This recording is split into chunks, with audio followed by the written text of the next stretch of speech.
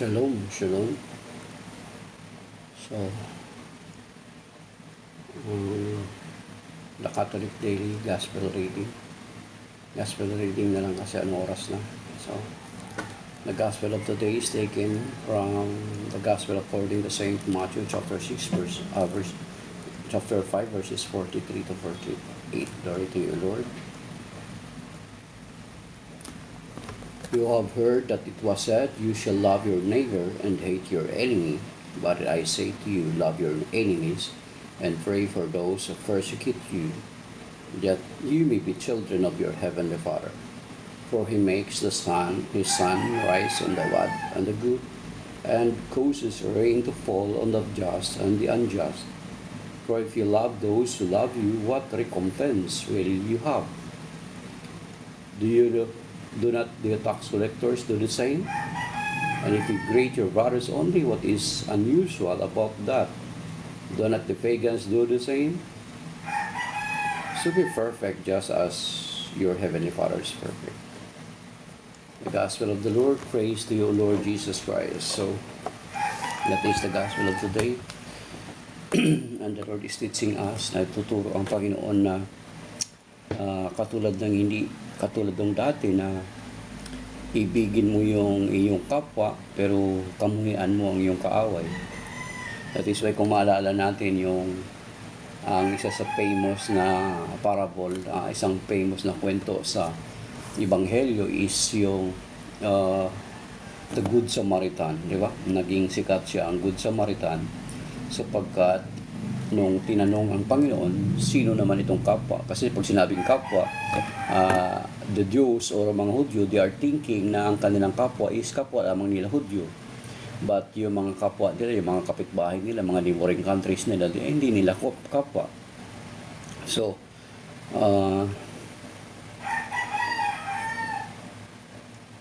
sinasabi ito ng Panginoon na ibigin ninyo ang inyong kaaway. So, huwag ninyo silang kamuhian. So, yan yung actually, yan yung trademark ng mga Kristiyano. So, di ba kaya nga tinitingnan, kung titingnan mo sa 1 Corinthians chapter 13, ang sinasabi doon, faith, hope, and love. Alam nyo ba na itong faith, hope, and love pala nito ay nagre-represent ng tatlong major religions in the world. Kung titingnan natin, yung faith, it is referred to the Islam. Grabe yung pananampalataya nila, di ba? And then, ang hope is refers sa pananampalataya ng mga Hudyo. And then, sapagkat talagang until now, they are hoping the Messiah to come to deliver them from their enemies. And then, they are still hoping. Kaya nga ang kanilang pambansang awit, actually, ang title is Hatik ba? Ibig sabihin, yung hope, pag-asa. And then, and the other is love. Faith, hope, and love. But the greatest among these three is love. So the greatest among this religion is a Christian, because in Christianity, the Lord teaches us to love even our very enemies.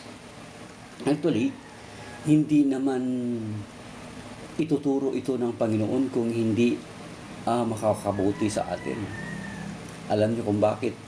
Tayo mismo na mga iibig sa mga taong hindi kaibig-ibig ay ang siyang makikinabang ito, mga kapatid.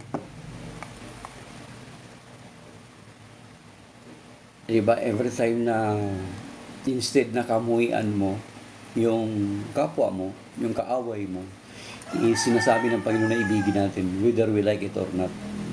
Yun yung sabi ng Panginoon. Of course, hirap nun.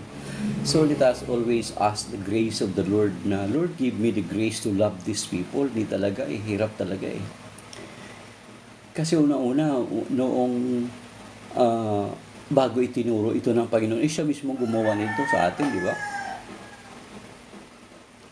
Noong nagkasala tayo, pinilit niya pa rin ibigin tayo, di ba? Sabi doon sa 1 John chapter 4, di ba? God is love, at siya yung siya yung unang umibig sa atin.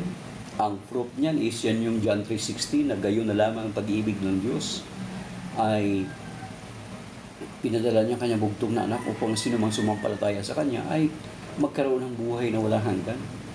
At isa pa, kung malala natin na bago ituro ng Panginoon niya, ginagawa niya muna. Di ba, nung nasa cross siya, ano ang panalangin niya? Father, forgive them for they do not know what they are doing. Di ba? So very consistent ang Panginoon sa Kristo.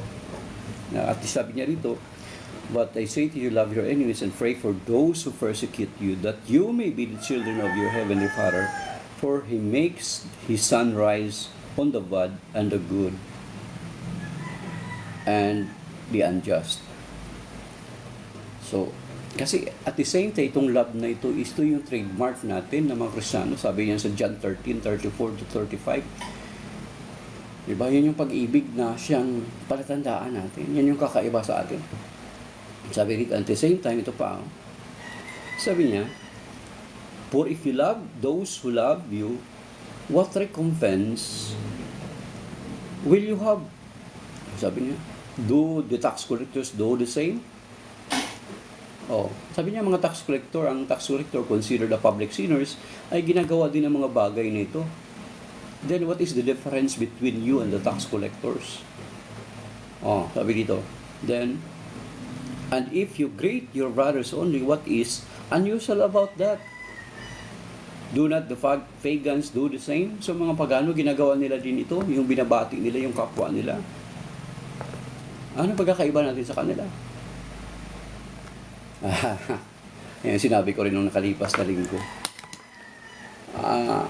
Paano natin may akay yung mga taong wala sa simbahan kung yung pag-uugali natin na mga taga-simbahan is walang pagkakaiba sa pag-uugali ng mga nasa labas ng simbahan?